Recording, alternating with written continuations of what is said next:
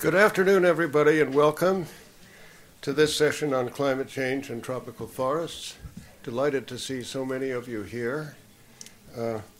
My name is Roger Stone, and I was the guest editor for the Washington Monthly for its special report entitled, what the heck was it entitled? Clear-Cut Crisis. My role today is simply to set the scene very briefly, to introduce our panelists, which I'll do in a few minutes, and also particularly to thank the New America Foundation for allowing us the use of their premises for this event. When I first visited the Amazon as a journalist back in the 1960s, most Brazilian politicians were rabidly in favor of deforestation. There was one famous candidate for state governorship who famously campaigned with brandishing a chainsaw in his arms. There was a feeling abroad in Brazil at that time and beyond that if you just got rid of those trees, Brazil would prosper. The green hell was impeding progress. What you needed to do was have conventional development in the form of new roads, new cities, new dams, new power plants, new ranches, new monocrops, and so on. And as a result of those forces, which came from Brasilia and from the Brazilian military, as well as a lot of other people, the Amazon forest began to shrink at an alarming rate. And similar trends were underway in the tropical forests elsewhere in this world, the tropical forests of Central America, the forests of Southeast Asia, and even the more remote forests of Western Africa. Beginning in the 1970s, apprehensive scientists were already describing the relationship between tropical deforestation and the buildup of atmospheric greenhouse gases. It was becoming ever better understood that while the standing forest stores vast amounts of carbon, cutting and burning the trees releases great quantities of it into the atmosphere.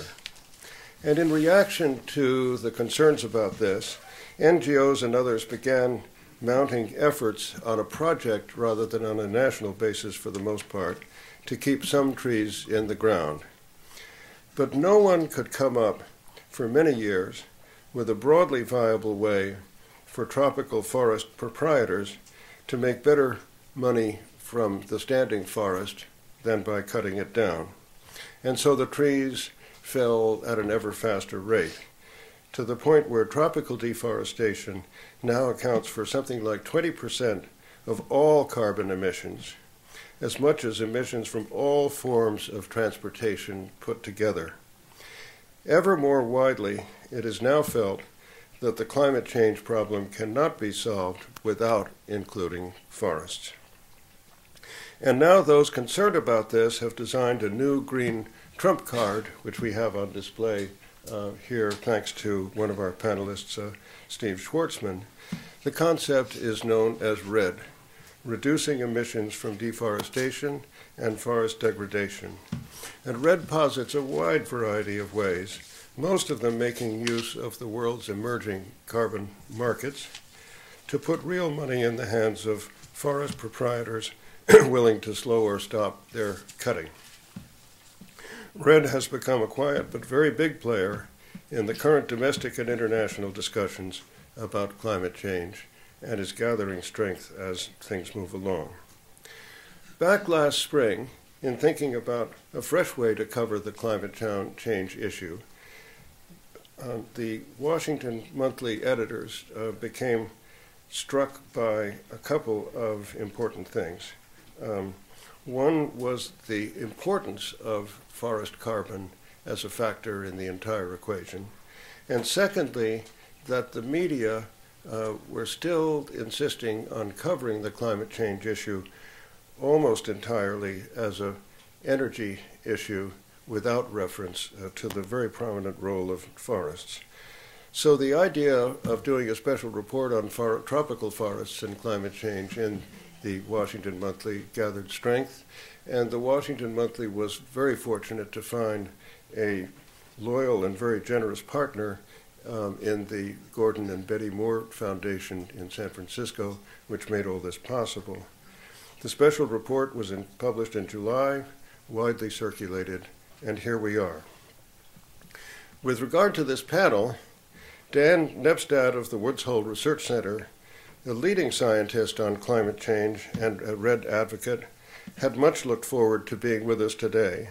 But at the last moment, he was called to Brazil for urgent meetings and had to drop out. We'll much miss him, but we still have a first-class group of speakers with us. First up will be Stefan Schwartzman, co-director of the International Program at the Environmental Defense Fund. An anthropologist with deep experience in the Amazon, Steve has also become highly authoritative both on how climate change affects local communities and on the emerging role of REDD as an important component of the post-Kyoto global climate change regime. Next, we will hear from Tia Nelson, known to many of you here, a veteran of many years directing the climate change program at the Nature Conservancy and working in other respects for the Conservancy as well. Tia is now Executive Secretary of the Board of Commissioners of Public Lands in Wisconsin and has an endless number of titles and distinctions which she encouraged me not to have to spend time passing on to all of you.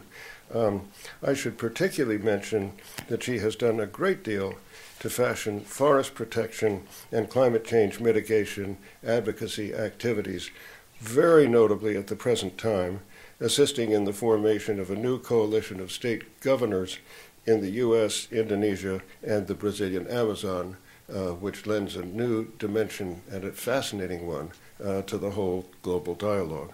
Tia is deeply experienced, and we're thrilled to have her here with us today.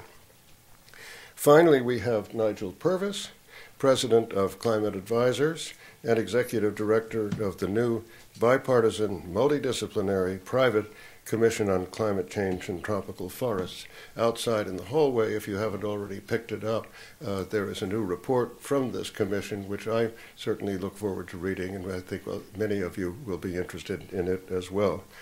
A Harvard Law School graduate, Nigel served as a negotiator on the Kyoto Protocol from 1997 until 2002.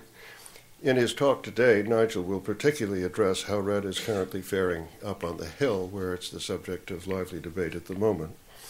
After their presentations, about 10 minutes apiece, we'll have ample time for your comments and questions.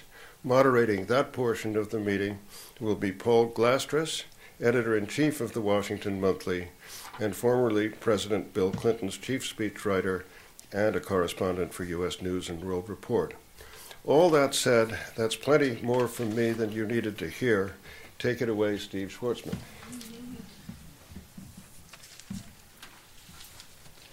Thank you, Roger. And I'd like to thank the Washington Monthly and the New America Foundation for putting together the marvelous special edition on REDD that they did, and for holding this event here. As Roger mentioned, I'm in addition to speaking to those international negotiations around this subject, I'm supposed to be filling in for my colleague Dan Nepstad, who I will do my best to channel, but it's a pretty heavy lift. He is not only a distinguished biologist, but he's also about a foot taller than me. But I'll try. So I'm going to talk a little bit about the science backgrounds to this idea of creating large-scale incentives for reducing deforestation and forest degradation through international climate, the International Climate Treaty. I'm going to talk some about the major laboratory for this issue in the world today on the ground, which is Brazil,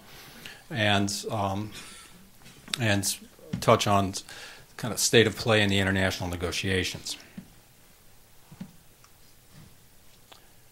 Until about 5 years ago, we could say with really pretty reasonable certainty that this represented the future of the world's remaining tropical forest under a business-as-usual trajectory, absent any major new incentives for doing something different.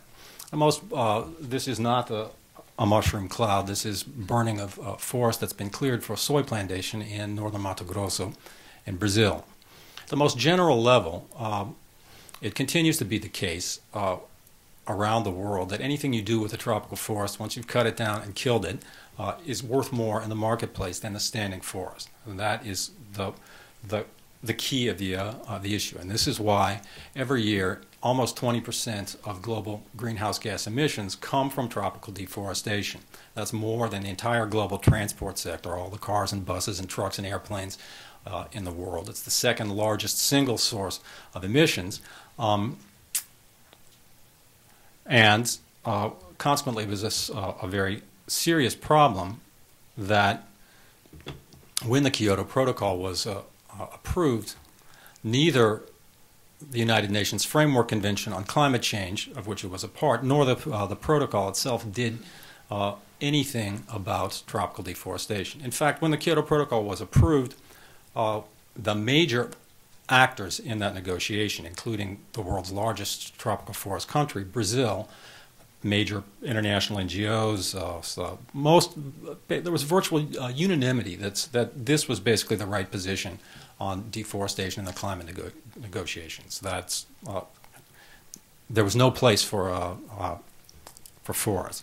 Brazil, in particular, regarded the idea of discussing deforestation in these negotiations as a national security threat.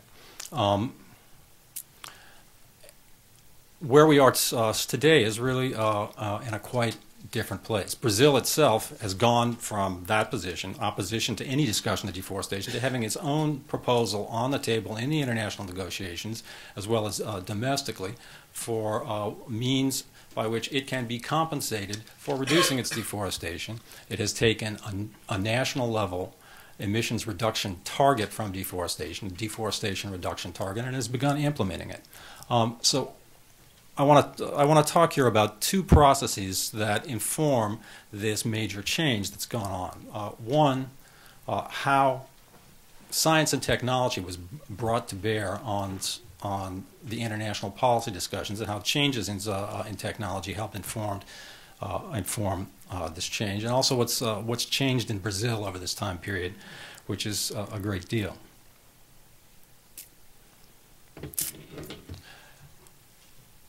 A key problem and a key reason why back in 1997 it was consensus that there was no point to talking about deforestation in the climate negotiations, that most of the people involved in the climate negotiations, for good reasons, were people who came out of an energy sector background, and they weren't aware of the remote sensing science on deforestation and emissions from deforestation. In fact, even back then, there was really quite good technology and quite good science using satellites to measure deforestation at various levels around the world. So one of the major changes was getting the remote sensing scientists involved in the policy discussion, so that policymakers could understand that, in fact, it was possible to measure deforestation. It can be measured and is being measured on a global scale using mid-resolution satellites like the MODIS satellite here. But you can do much better than that as well. You can go from a global scale to continental to a state level scale using different sensors on different satellites at increasingly higher resolution. The bottom line with this technology is you get what you pay for. The higher resolution, the higher the cost of the analysis, but it can get quite precise. Though on the left you see kind of a state level shot, maybe a couple hundred kilometers on a side using Landsat imagery,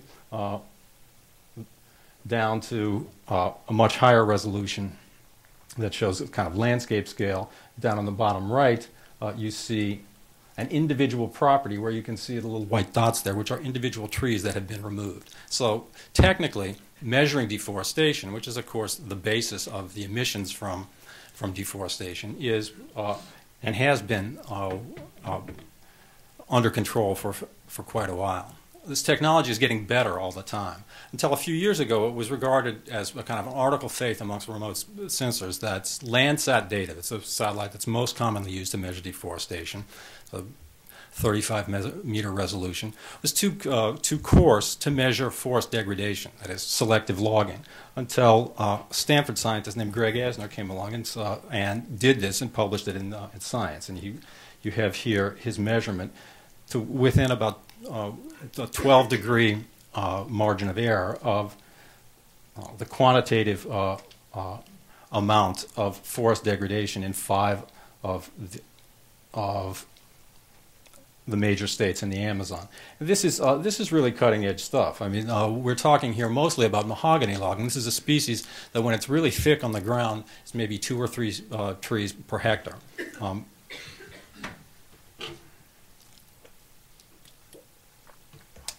The other part of the equation is measuring forest carbon, and that too, it's, like measuring deforestation, the actual obstacles are far less technical or scientific and much more budgetary, relating to political will and about implementation. People have known how to do forest carbon inventories for many, many years, but it's time-consuming and expensive to do sample plots over large areas. But remote sensing is now coming online that is improving that drastically. So San Sachi recently published his analysis using about 500 sample plots,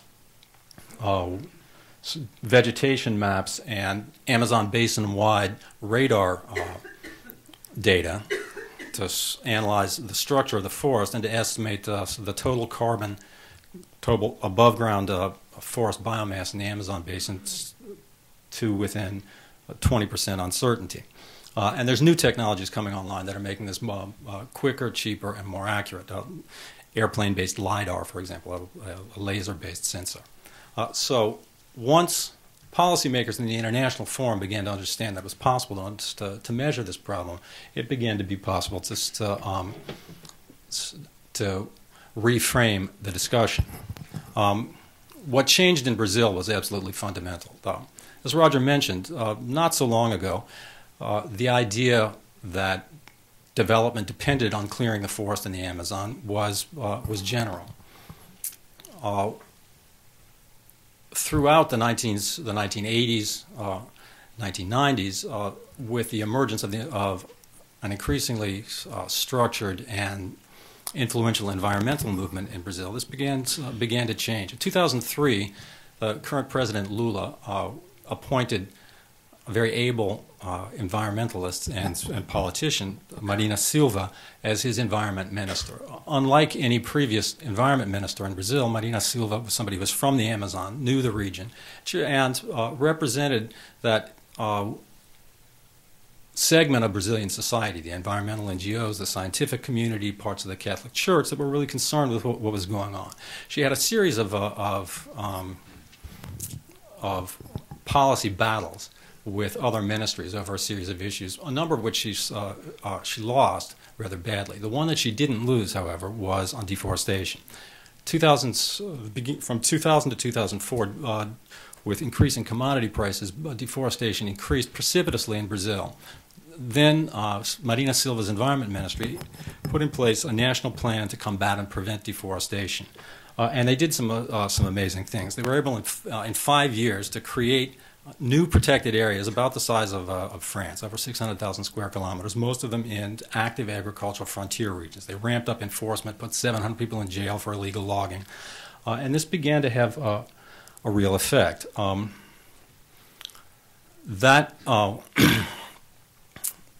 The fact that for the first time the Brazilian government was able to influence national level deforestation, which came down very substantially, 2004 to this year, over 60%. Projections for this year are for possibly the lowest deforestation on record in the last 21 years. But the fact that this plan had an effect gave the Brazilian government the sense, the highest levels, for the first time, that it was possible to control national deforestation. And that subsequently resulted, after Marina Silva left the Environment Ministry, although her policies were maintained, it resulted in Brazil taking the decision to announce a national deforestation reduction goal in the context of the climate negotiations. A voluntary goal on their part, but nonetheless a dramatic move. It's the first time that any major developing country has taken on essentially a cap on their national emissions, and this really changed the dynamic of the international negotiations. Now, this has big implications for people living in the Amazon. The reason that the Brazilian government was in 5 years, between 2003 and 2008, able to build out their protected areas network to nearly 40% of the Amazon.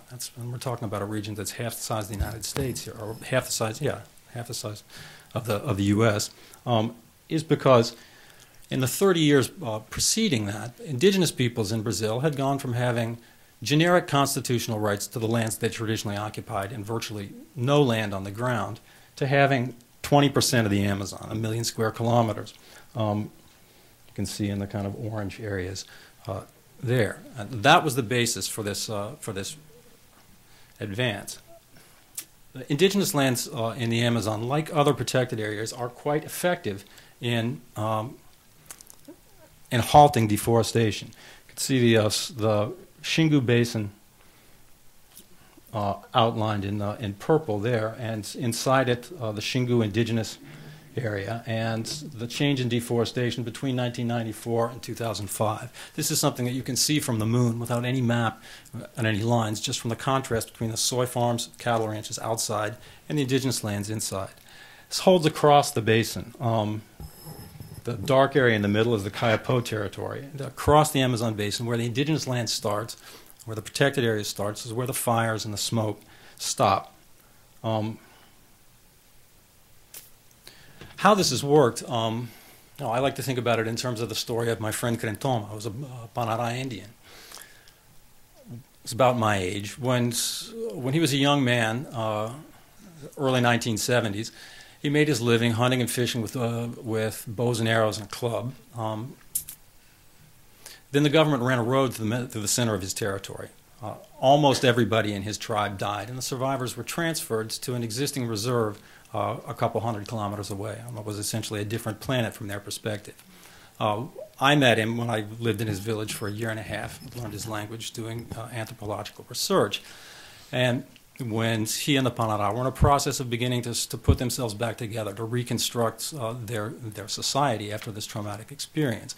Years later, he then called on me and some of my Brazilian colleagues to help him and the Panara go back and see what had happened to their traditional territory, which they hadn't been able to do for 15 years. They discovered that a big part of it was overrun by cattle ranches, the gold rush, but that there was another part, about the size of the state of Delaware, that was still intact, and we were then able to help them go back and reoccupy that part and get the government to officially recognize it. Okay, so he's back, the Panara are back, they have official legal recognition of this territory, and they control access to it. He thinks this is great. And in that regard, his story is basically the story of the Brazilian Indians of the Amazon in the second half of the 20th century. They've multiply his story by about 200, and you have the explanation for how that land got protected. But his dilemma is also the dilemma of the indigenous peoples and the forest peoples in the Amazon more generally. And it is the following. He has a deep connection culturally to the forest. He does not want to cut it down. He's doing a very good job of protecting it now. But he doesn't want to be poor. When he was growing up, he didn't know what it meant to be poor in our terms, but he does now, and he doesn't want that. And the actual economic options before him are either very low value or totally unsustainable, and it's typically illegal. He wants to protect the forest. He wants to maintain his identity as Panara, but he doesn't believe that there's any reason why that should prevent him from having access to 21st century technology and knowledge. Consequently, he, like many indigenous peoples in the Amazon, think that the idea of payment for ecosystem services is really a terrific idea. And consequently, people like this are part of the constituency that has helped move the Brazilian government down the roads to adopting a different position in the climate negotiations. And what happens at the international level will have a big effect for people in the forest. Because Brazil has changed its position, and because many other actors have gotten on board here, because you have a substantial constituency of both developing and developed countries that see the idea of creating large-scale incentives for reducing deforestation through the climate negotiations as mutually advantageous. This is something that is now on the agenda, was adopted at the Bali Conference of the Parties as part of the plan for coming to a global international agreement to replace the Kyoto Protocol when it expires at the end of 2012. And the negotiations, I was coming up to the Copenhagen conference, are really quite advanced. In fact, it's clear that this area is the one area where we are most likely to be able to make real progress, and begin to break through the north-south developed country divide that has brought these negotiations to nearly an impasse on so many other issues. It's the one area where developed countries see that they can get help in meeting their targets, controlling their compliance costs, and developing countries see potential for substantial new revenue streams. So there's now a set of general principles that has quite broad support amongst most of the major actors, and it seems when the next international accord is reached, it probably won't be in December in Copenhagen, but could very well be shortly after that, there certainly will be something in it on reducing emissions from deforestation. In fact, it's a discussion that's now going on at various levels. The international level in the United States, Nigel is going to talk to you about, and significantly in U.S. states, but it's led by California, which has an emissions cap. So there are red trains leaving all of these stations. It's not clear what they're going to look like when they get to their destination. They're moving. Finally, deforestation is actually down in the Amazon. This is a huge advance, but it's not over, and so we need to remember that the clock is ticking. This is an enormous opportunity to help mitigate the effects of climate change, to reduce emissions, and to overcome the international impasse that has so slowed this process. But it's one that needs to be taken very soon. If not, it will surely go away. Thank you.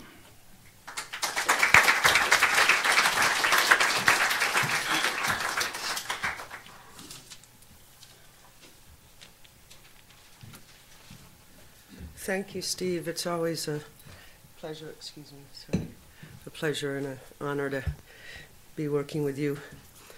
It was a pretty lonely battle some years ago when Nature Conservancy and Environmental Defense were advocating for the inclusion of forest protection in the Kyoto Protocol, and it was always good to have Steve by my side. A lot has changed since I left Washington about 4 years ago to return home to Wisconsin, where I'm Executive Secretary to the Board of Commissioners of Public Lands. I thought I was done with climate change, but here I am again. I became co-chair of Governor Doyle's Climate Change Task Force, and we worked for about a year and a half on a strategy for Wisconsin. We came up with a set of recommendations, which, if enacted, we're drafting a bill, really as I speak now, that will establish Wisconsin as a clear leader in the country. It has a strong emissions reductions target. It endorses a federal cap-and-trade program. It has very aggressive conservation and efficiency measures, very aggressive renewable portfolio standard. And I'm quite proud of our work. It's important to keep in mind, and a particularly important message for folks in Washington, that's a pretty substantial thing for a state like Wisconsin to commit itself to. We're 70% coal. We have no oil, gas, no homegrown fossil fuel. We're 70% coal. To endorse an aggressive cap-and-trade program was a big deal for us. But we did that, and what a state like Wisconsin needs, and other Midwestern states that are so heavily coal dependent, is a transition strategy that helps mitigate costs.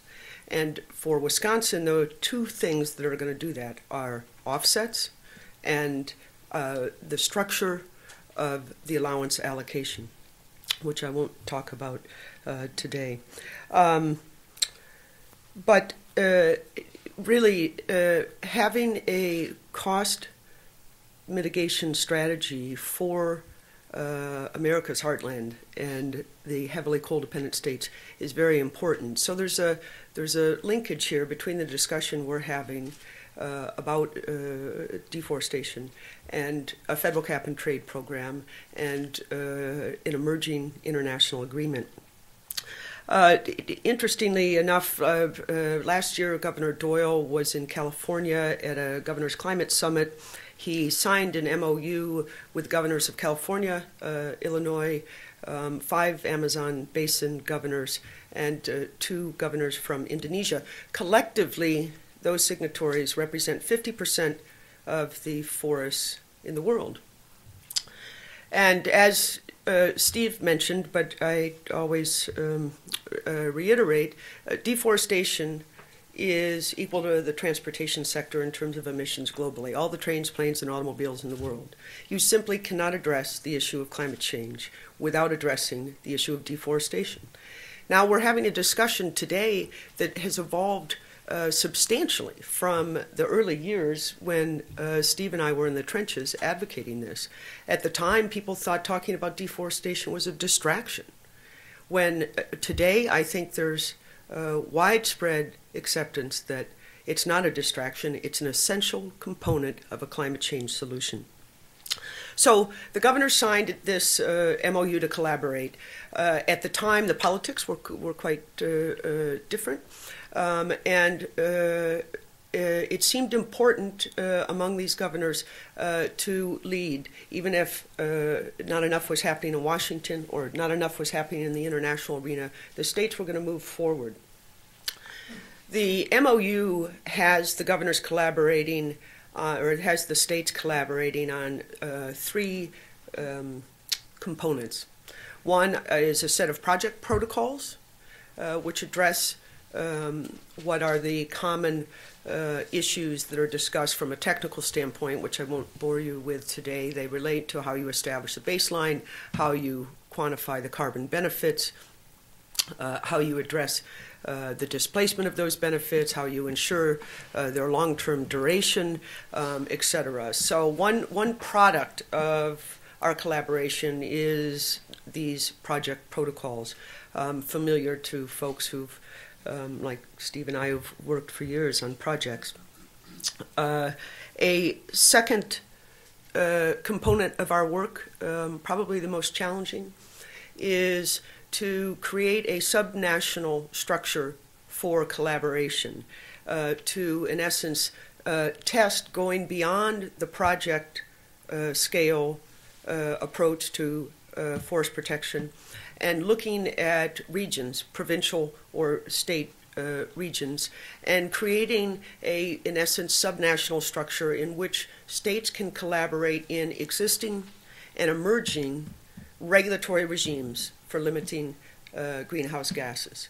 California has an emissions cap and is in the process of writing the rules to implement that. It will include international offsets from the forest sector. Our hope is that we can help inform how those rules are established, that we can help advance our Brazilian brothers and sisters in protecting the forests and our Indonesian friends, and assisting them in preparing to participate in emerging state, national, and ultimately international marketplaces. So that's the second thing we're working on. It's the most challenging. That's the work we'll be doing in 2010. We've begun it, and we'll be making further progress on it in the coming months ahead. The third component of our work is, in essence, a needs assessment to evaluate what our developing country partners need in terms of technical assistance, in terms of institutional development, in terms of financial assistance. A really important part of our work will be to identify those needs and help prepare states and provinces to engage and participate in this emerging market of carbon. So those are the three things that we are working on together. We had a workshop in Brazil. Steve participated in that.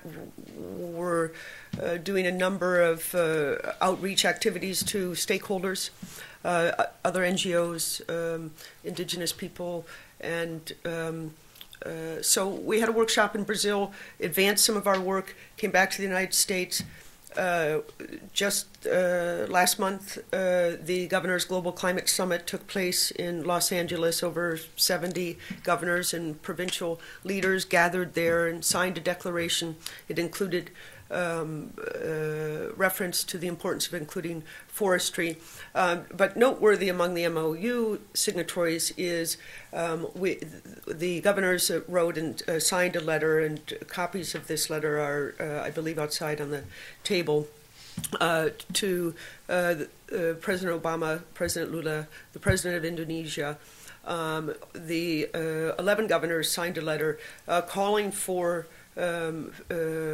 a redoubling of efforts on the inclusion of forest protection as a climate mitigation strategy at all levels, at the state level, at the national level, and at the international level.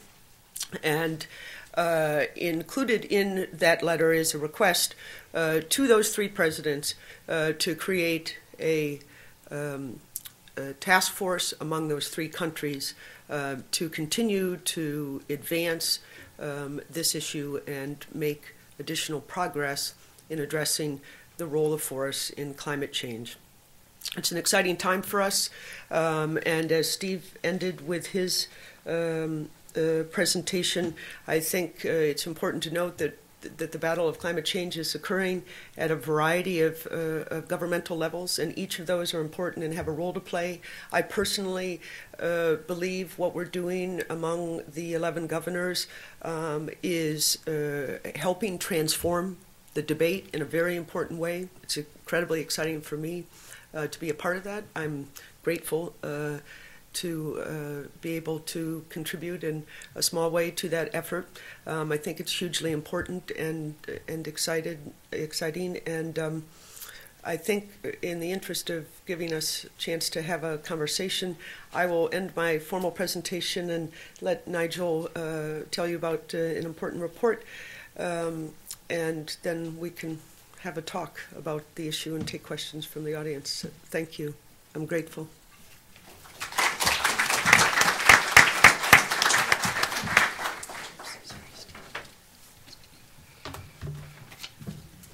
When I was at the State Department 10 years ago negotiating climate agreements, we would do, during the midst of the negotiations, daily briefings for both the business community and the environmental community. And the environmental briefing was always a little scary because even in the Clinton administration, the position of the government was not always terribly popular. And it was on this issue of reducing emissions from deforestation where we often got the most pushback. And the only friendly faces in that room were usually Steve and Tia. So it's a great pleasure to be here, and your other colleagues at TNC and at EDF as well. This is terrific. I have the honor of being here as a representative, as the executive director of the newly created Commission on Climate and Tropical Forests. This is a commission that is co-chaired by former Senator Lincoln Chafee and by the President of the Center for American Progress, John Podesta.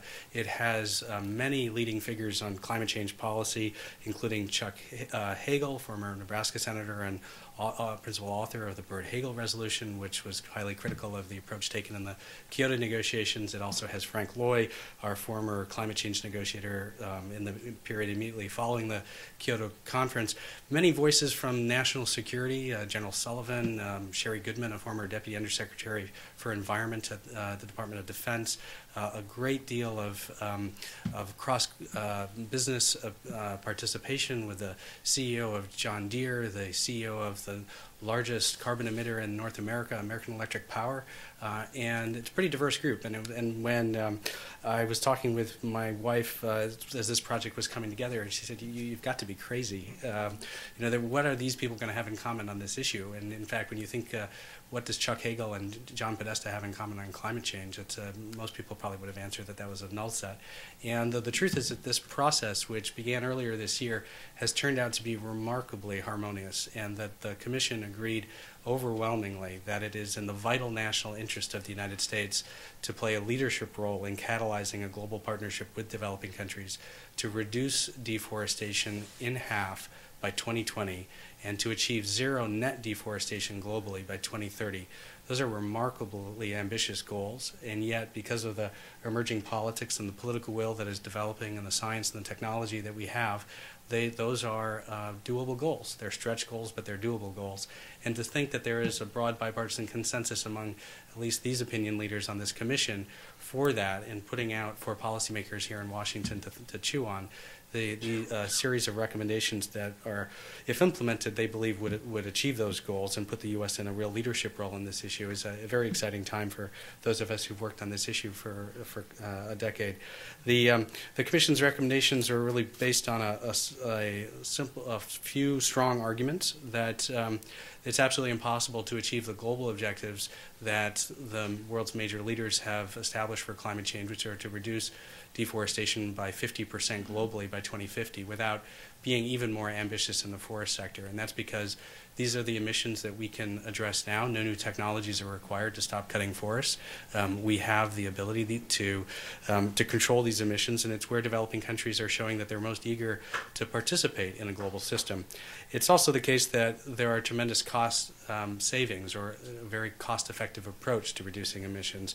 The Commission found that if a U.S. policy ambitiously included tropical forests at the federal level, that the total savings to the U.S. economy by 2020 would be about $50 billion. And that's because the cost of reducing emissions abroad is significantly lower in many cases, and particularly in the forest sector, than the cost of mitigation here. And if we can create a system that where we use public and private money, mobilize public and private money to be able to help developing countries reduce the emissions that they're eager to reduce and to advance their own sustainable development goals in a manner that's consistent with the aspirations and interests of their own people, then that's a win for development, it's a win for international relations, and it's a win for the climate, it's a win for our economy. So there's a tremendous economic opportunity here. In fact, the forest sector as a whole, when we looked at the cost effectiveness of international action, is the largest single opportunity to make near-term progress.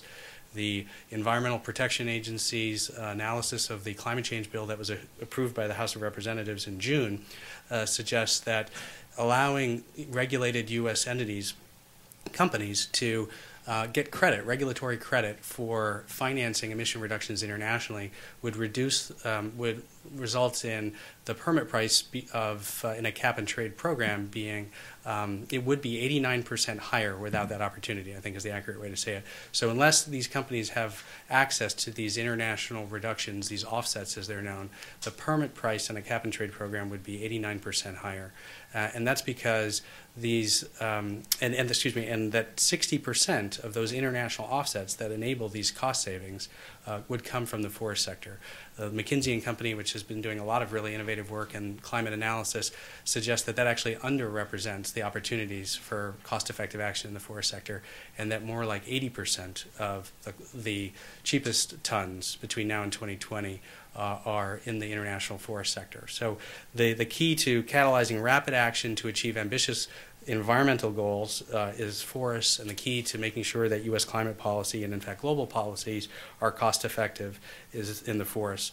But there are also many non-climate benefits for reducing forests, and the Commission, which had a very heavy national security and foreign policy dimension, and had included Mark Tursek, the CEO of the Nature Conservancy, and was also concerned about nature conservation, really highlighted and found common ground on these benefits. Beginning with biodiversity, 70% of known terrestrial species live in tropical forests, and so that's an opportunity to protect the treasured natural places that are teeming with wildlife and that contribute ecosystem services to local populations. The poor are particularly dependent on tropical forests, and particularly the poorest of the poor.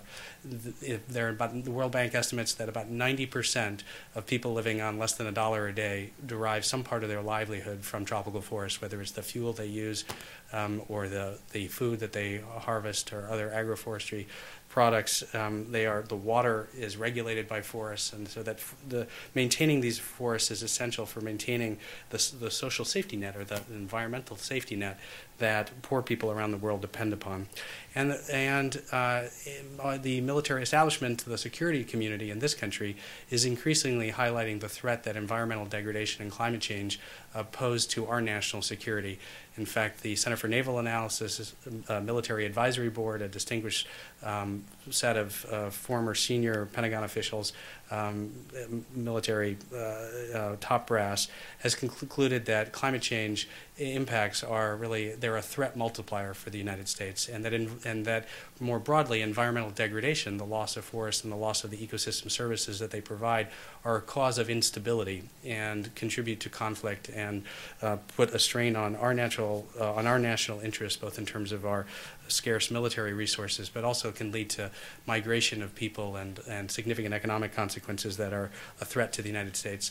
So there is just so much to be gained by the U.S. leading in this area, and the good news, as you've heard from the other panelists today, is that there really is an opportunity for leadership. In this country, we have a strong bipartisan tradition on forest conservation. If you look at our principal pieces of legislation or programs in the area, many of them were authored by Republicans or came under Republican administrations. The Tropical Forest Conservation Act, which is a debt for nature swap program, was authored by Rob Portman, a Republican congressman from Ohio. The Congo Basin Initiative, which is USAID's largest forest conservation program, was launched by Colin Powell and the Bush administration. The first President Bush proposed globally the negotiation of a forest convention because he believed that this was an area for protection and for progress. That didn't come to pass, but there is this strong Republican tradition which can allow for an effective partnership with Democrats who've traditionally valued global environmental protection, and there's a real path forward. Now, the problem is that today we haven't given this, while there's a political support generally, there isn't the high level of political support that is needed to take action on a scale that is necessary to succeed. So global funding by the United States for forest conservation is about $200 million a year, and while that's been generous to date, it hasn't been sufficient, matched by what other countries have done to really have a dent in global deforestation rates. And the estimate that the Commission came up with, based on analysis that was done by Norway and by Sir Nicholas Stern in the United Kingdom and other leading studies in the World Bank, is that you would really need to increase global funding to more like $40 to $60 billion a year in order to have the finances to be able to help developing countries fundamentally transform their forest sector economies, to be able to provide the incentives to local landowners so that conservation would actually be in their self-interest. So the Commission recommended that the U.S. build forests into its federal climate legislation in two specific ways: that a share of the revenues that are generated by auctioning emission permits under a cap-and-trade program should be set aside to finance government-to-government programs with countries like Brazil, which are eager to have government contributions into their own national effort. Brazil's goal is to reduce deforestation in the Amazon by 80% by 2020. That's a remarkable contribution, and if achieved, the contribution to climate protection would be roughly equivalent to what the entire Kyoto Protocol was able to achieve in its from 2008 to 2012, and that level of ambition by developing countries to be a part of the solution needs to be nurtured, and the U.S. government's public funding has a role to play in supporting that level of action. But there are also opportunities through these international offsets in a cap-and-trade program to mobilize funding. The Commission recommended that a substantial number of offsets be made available. The House bill that was approved in June would allow between 1 and 1.5 billion tons a year to come into a U.S. program. That's an enormous amount. It would generate In 2012, based on EPA models and CBO models about what the expected carbon price would be, it would generate close to $10 billion a year in new funding from the private sector. So the Commission's overall recommendations that we needed for the U.S. to really lead and to do its share and to meet the financial need, we needed to come up with $14 billion. We'd do that with $9 billion in private funding, $5 billion in public funding by 2020, that we needed to start quickly, that you need to invest now in order to give U.S. companies opportunities to these cost-saving tons, because many developing countries have the political will, but they don't yet have the capacity. And so there needs to be a fast start, $1 billion fund that could be spent, and that despite all of these expenditures, both public and private, the cost savings to the U.S. economy, net of those expenditures, would still be $50 billion by 2020. So there's a very strong self-interested argument, a strong political support. A leading group of companies and environmental NGOs are working actively on the Hill, and the Commission is doing what it can to get the message out. And I look forward to the conversation.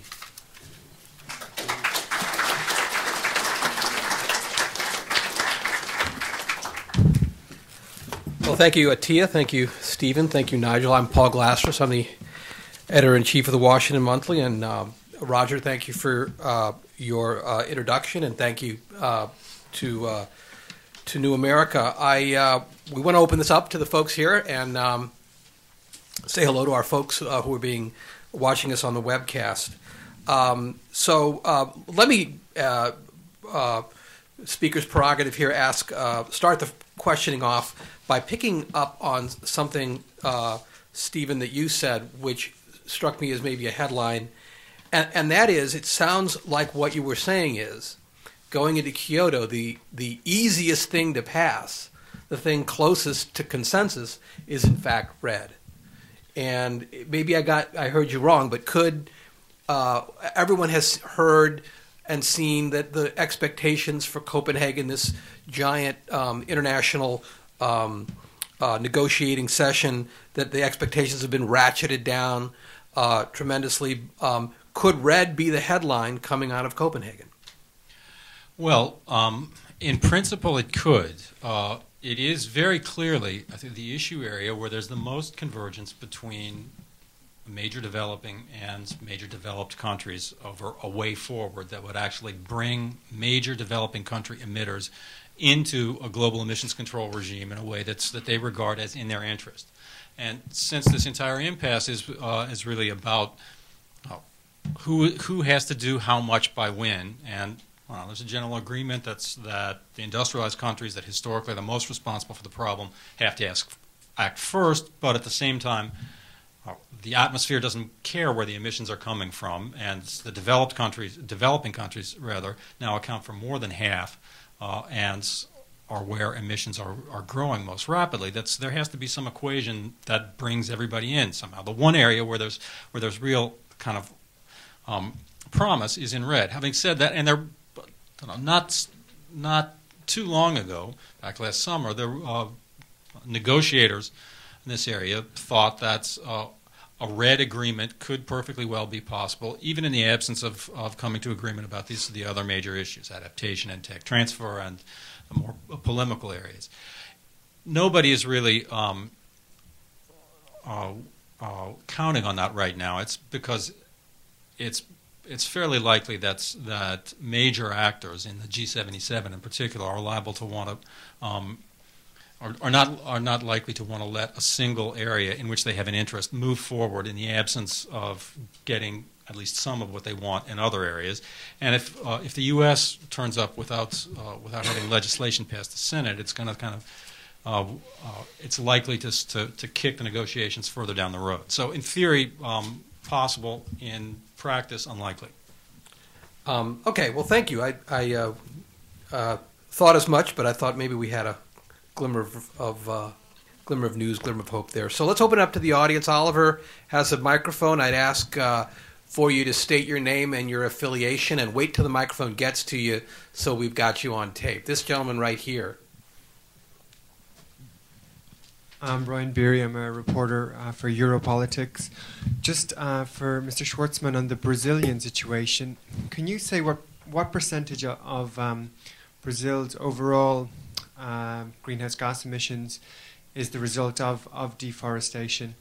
And also, what you mentioned the national target. If I got it right, was it minus 80% by 2020? Can you just clarify that, and how far is it into meeting those targets for deforestation?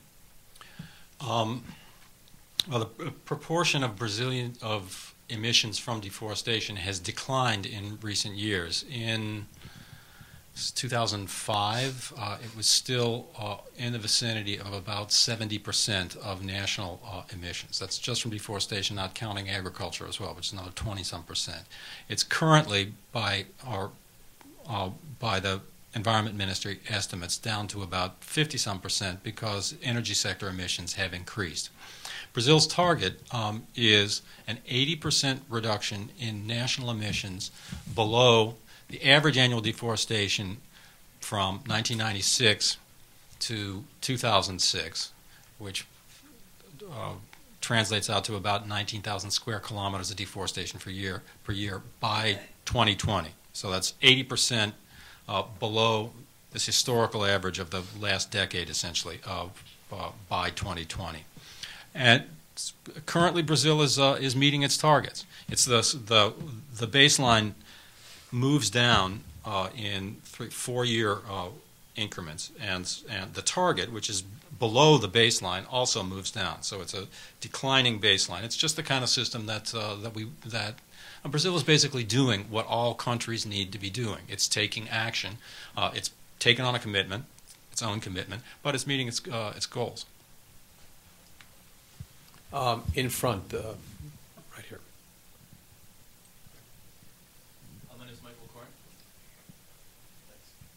My name is Michael Coren. I'm from Climate Focus, and I had 2 questions. One was for Steve. There were several places where you mentioned that the margin of error on remote sensing for forest carbon stocks, which are pretty integral to crediting, were somewhere between 12 to 20% for some of those regional-wide. I wonder if there was any more expectations of what those percentages will look like on a national scale. And the other question was a little more broadly about these types of interventions that will slow or stop deforestation.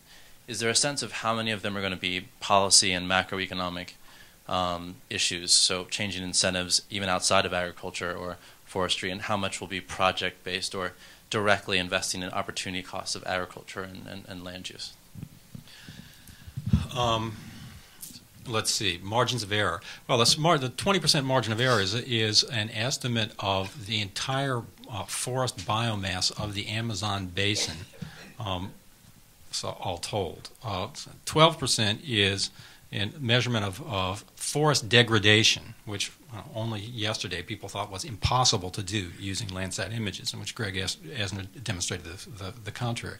Margin of error that Brazil's National Space Research Institute, which now runs 4 separate remote sensing monitoring programs to track deforestation, degradation, and fires in Brazil, has for its annual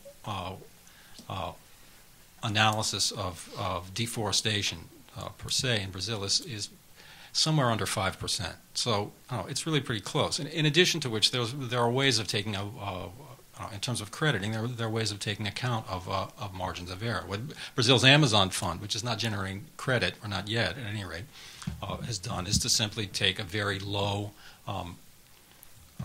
global carbon value for deforestation. This published literature is somewhere between about 120 and 350 tons carbon per hectare. The Amazon Fund uses a value of 100 tons.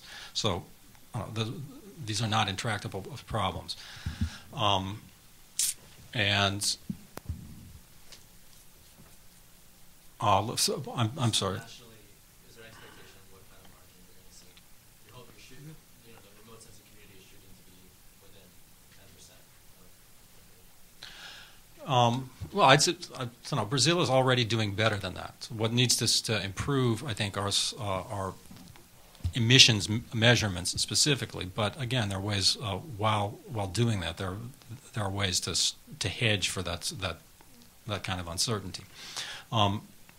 in relation to policies versus projects, I think this is one of the key design issues that's now very much at the forefront. The Amazon states, which are becoming also very active in this. There's 4 Amazon states that have their own targets now, and that are really moving the federal government forward in this whole discussion. Are beginning to think about these kind of architecture issues. It's clear that there are major policy approaches that are important, like creating new protected areas or putting restrictions on agriculture credit. But how you create systems that can directly credit projects within higher level jurisdictions that have their own baselines, be they state or national, is I think one of the key issues that needs to be addressed now. This gentleman right here. Ben Block with the World Watch Institute. Hi. I know that one of the points where Brazil disagrees with other industrialized countries is whether REDD should generate carbon credits and essentially whether polluters should profit off of the reduced deforestation. I saw a headline in the news this week saying the environment minister seemed more favorable to some sort of REDD agreement. Could you clarify if there's any developments on Brazil's stance recently, and how do you see Copenhagen reconciling that difference of whether REDD should generate carbon credits or just be like an Amazon fund? And is that question for the whole of the group here? Anyone who Nigel, I don't know if you've something you've been following. Brazil's position has evolved a lot over the last 10 years, and I expect it will continue to evolve. They have a really legitimate concern, which is they want to make sure that the reductions, they want to make sure that they make a real contribution to, and that we do as well. And if we just take credit for all of their reduction and don't actually reduce here, then there's only one country has reduced, and you need to have both. So they're looking for mechanisms and for solutions that provide that guarantee that the U.S. will act, and they will act too. And I think that that's an important concern, and there are solutions to that. You can reserve some of the reductions as not being eligible for the market. They could be a national responsibility of Brazil to finance on its own. It could be a joint responsibility of governments to finance outside of the market, above and beyond what's done under a cap-and-trade program. And then there's the contribution that regulated entities can provide by financing international mitigation in lieu of more expensive mitigation here. And I think there's a role for all of that. Brazil should certainly take action. We should help them take action as a government, and our companies can also be mobilized to help them. And I'm confident that there will be a solution. I think the outlines will probably be clear around Copenhagen, but if not in Copenhagen, then in 2010 we'll have a truce on this 10-year-old war of whether it's markets or not markets. I think that's a false choice. It's notable, and I suspect you've heard this, the amount of change that's occurred in the debate in the Brazilian government. I mean, there was a time when the most vocal opponents to the discussion about deforestation were the Brazilian delegation in the talks for some years. Most interesting thing to me, having gotten out of the climate change work for a few years and going home to Wisconsin and ending up in Brazil this summer as a part of this collaboration among the governors, it stunned me. I know it didn't, because Steve's been in the trenches for so long and is in the Amazon basin all the time, and Nigel's been working on this issue here in Washington, but there are 5 governors who are signatories to this MOU. The amount of technical capacity, the amount of information, and the sophistication of the states in terms of evaluating this issue was just a sea change from what you would have seen even 5 years ago. And just one additional thing about the quantification issue, remote sensing has advanced a lot, but you can get to whatever margin of error you're willing to spend the money on in terms of direct quantification of carbon. But in the last few years, there's been a remarkable advancement within Brazil, and it's both an internal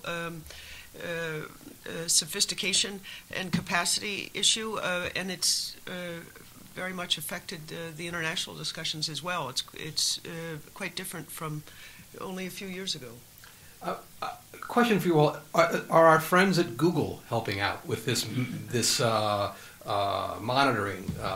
When we were doing our reporting, we seemed to hear something of that, and apparently they offer free stuff, so maybe the cost is really low. Right. I personally haven't been that involved with it, but I do know that they are working very actively to create a platform within Google Earth that would be very helpful to this community. I think the terms for exactly how it would work and have yet to be fully announced, but they're really actively working on that and pulling in a lot of valuable information. And one thing Google has shown us is that you can let people have access to information very easily and cheaply, and that also individuals can provide their own information, which together the crowd can dramatically increase the accuracy of our knowledge base by contributing what they can do and what they're in the measurements. So there's, I think, the potential to build a global network of on-the-ground people who are looking at what's happening in their backyard that can supplement what we're seeing from satellites. And the satellites are now, they're able to pierce through cloud cover, which is a new development, and so even the tropics, which are very cloud-rich, you can still get very accurate reading. So technically, this is not going to be a problem. It's really a matter of political will, and it ultimately will come down to making it work on the ground for local people, and that means that financing is really important. Great. Oliver, where are you? In the back there. Hi, Steve Wilson, the Inter-American Development Bank.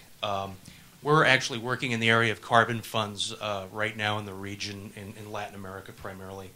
And I get the impression, looking at forestry, an area that we're very interested in, that our European colleagues are a little bit, have much higher reservations about the issue of forestry with respect to carbon finance than we see in North America, which is, quite, there's a lot of enthusiasm here. And I'm told it's the methodological issues. Obviously, forestry is not eligible under the Clean Development Mechanism. And going forward, I would just like the opinion of any of the panelists as to whether you will see any kind of convergence within a multilateral climate framework on the issue of carbon finance and forestry in the next few years, or is this going to be a bilateral arrangement, or the so-called voluntary market? What are your views on that, please? Thank you. Well, I think the EU is also in a process of kind of revising and reviewing and revising some of its positions on this. There's just a statement from the Commission of the European Union that came out today that essentially comes out in favor of near-term linkage to the carbon market for reducing deforestation under the right conditions, of performance-based with accurate monitoring and measuring and so on. For some time it's been the case that there have been differing views on this issue amongst different countries, but it looks increasingly like there's a kind of convergence, as Nigel was saying, around the idea of using different approaches. That market and non-market financing are not contradictory, they're not mutually exclusive, that we will need both. And the issue is more what the standards are. And certainly, I think, if we get legislation in this country that has the kind of robust REDD provisions that the Waxman-Markey bill does, I think it's unlikely that the EU is going to want to stay out of that game. I'm going to try to circulate a bunch of questions here because we don't have a lot of time. So, Oliver, if you'll help me out up front here, we'll take 3 or 4 questions, and then you all can pick and choose which ones you like and which ones you want to answer. Thank you. Hi, I'm Amy Rosenthal. I work at the Amazon Conservation Association, and I just had a quick question about leakage. I wanted to know first how the Governor's Task Force is dealing with leakage into states or subnational regions that are not covered in this new accord. And then for Steve, is Brazil taking into account at all the leakage into the high forest, low deforestation countries that are neighbors of Brazil's in their new limits? There was somebody next to you who had a question. Jutta Tobias from the Society for the Psychological Study of Social Issues. Brazil is such a good example of, a beautiful example of how self-interest moves people to do really good action. And my question to you is, Nigel, you mentioned the security argument being a good argument to use. What are some of your ideas to be inspired by the Brazilian example to move people here, to create ownership in a country that doesn't have a national rainforest, but that needs to do more than just paying their way out of it. Thank you. Okay, great. And some other questions in back there, right? Hi, Erica Stephan from the British Embassy. My question is to Steve about enforcement. I know deforestation in Brazil historically has happened in sort of lawless regions where might makes right. I'm wondering if that sort of systemic problem has changed or if it's just been sort of a blitz of cops, if this is sustainable, and what issues other countries might face in trying to enforce these problems.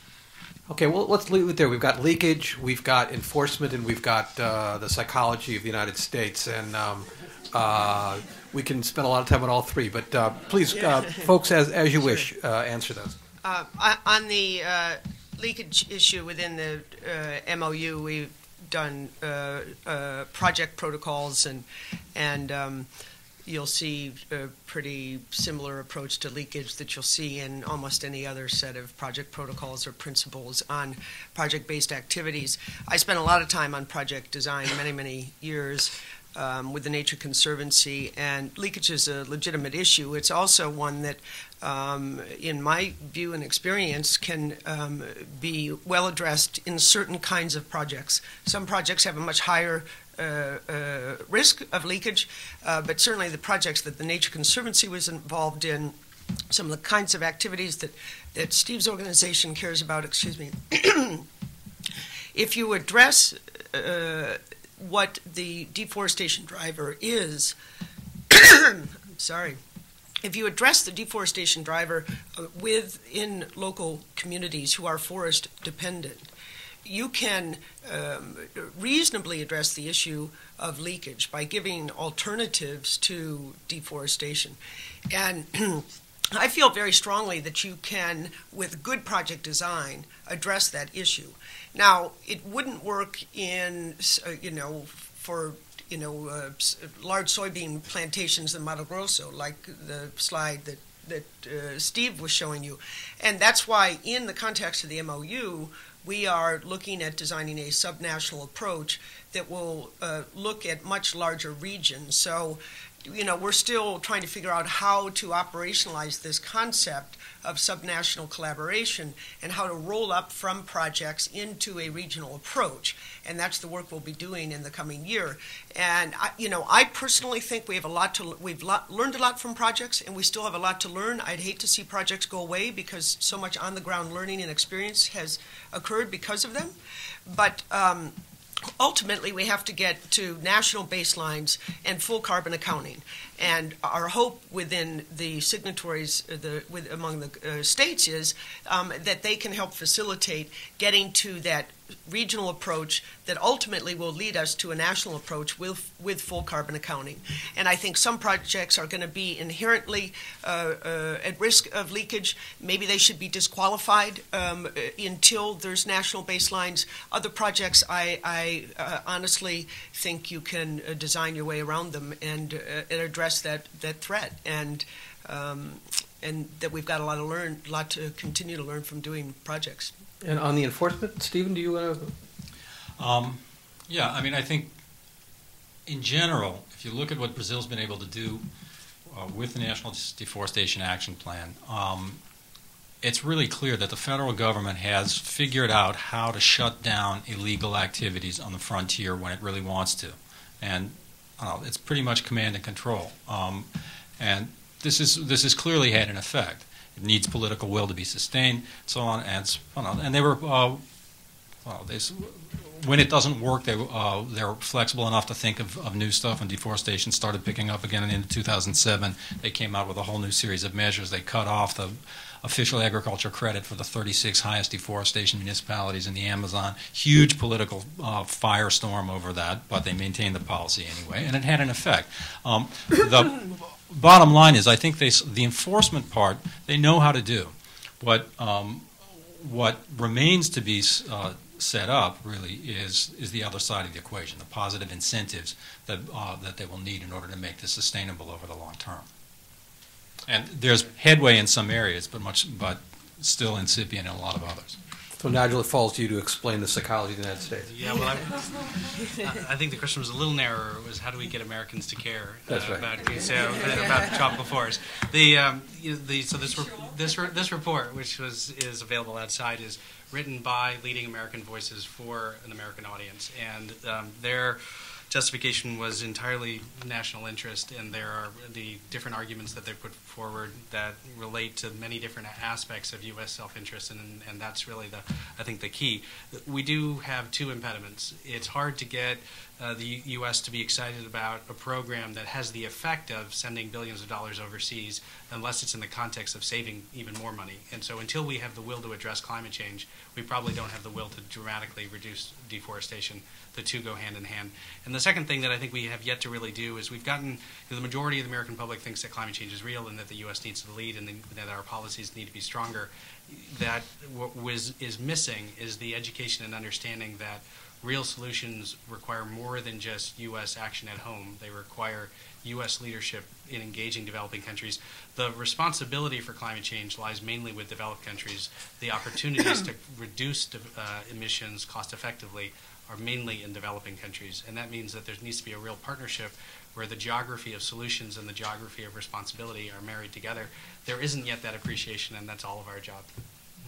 Thank you very much, panel. We appreciate you coming. It's been a very, very fascinating and informative session. I want to thank, again, the New America Foundation, Gordon and Betty Moore Foundation. Thank you very much for making this all possible. We're very, very deeply appreciative. I want to also thank my staff at Washington Monthly, Carl Isley, Claire Isley, Ashley Kennedy, and Deanne Strauss-Tucker, who was the driving force behind this entire thing. She's the best. Thank you, Deanne. And to our viewers on the webcast, thank you for joining us.